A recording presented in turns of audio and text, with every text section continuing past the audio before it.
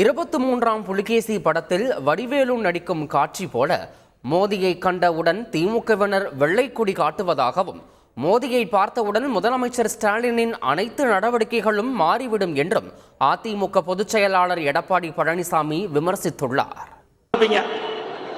அப்போ படையெடுத்து வருவாங்க, அண்டை நாட்டை சேர்ந்தவர்கள். அப்போ வடிவேல் போய் ஒரு வெள்ளக்குடி பிடிச்சிட்டு ஆட்டிட்டு ஓடுவார், வெள்ளக்குடி பிடிச்சு நடமாடிட்டு போவார். அப்போ வெள்ளைக்கொடி ஏந்திய வேந்தன் என்று சொல்லுவார், வெள்ளைக்கொடி ஏந்திய வேந்தன் சொல்வார். அதே போல தமிழ்நாடு முதலமைச்சர் பிரதமர் சென்னை வந்தபோது கருப்பு குடை பிடிச்சா பிரதமர் கோவிச்சுக்கார் சொல்லு, வெள்ளை குடை பிடிச்சார், வெள்ளை குடை பிடித்தார்.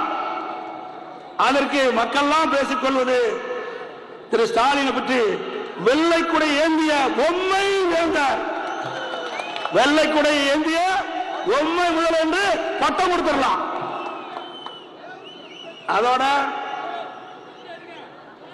திரு ஸ்டாலினுக்கு உதவியாதையும் வெளியில வீரவசனம் பேசுவாங்க, பிரதமரை பார்த்தோன்னு சரணகதி அடங்கிடுவாங்க. வெளியில வேஷம் அப்படியே எதிர்ப்பு போல பேச்சு, தோற்றம், நடிப்பு, உள்ள பயம், நேர்ல பார்த்தா சரணகதி அடைஞ்சிருவாங்க. அதனால இன்றைக்கு ஸ்டாலின் உதயநிதி அவர்களே, building strong basement weak, building strong basement weak ரெண்டு பேருக்கும். புதுக்கோட்டையில் அதிமுக கூட்டணி வேட்பாளர்கள் அறிமுக கூட்டம் நடைபெற்றது.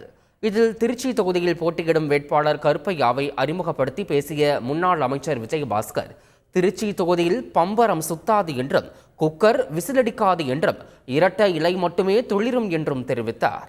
மேலும் நமது வேட்பாளர் ஓடுற பாம்பை மிதிக்கிற வயது, வேண்டுமென்றால் பாம்பை விட்டு நீங்கள் சோதனை செய்து கொள்ளுங்கள் என்றும் அவர் கூறியதால் கூட்டத்தில் சிரிப்பலை ஏற்பட்டது.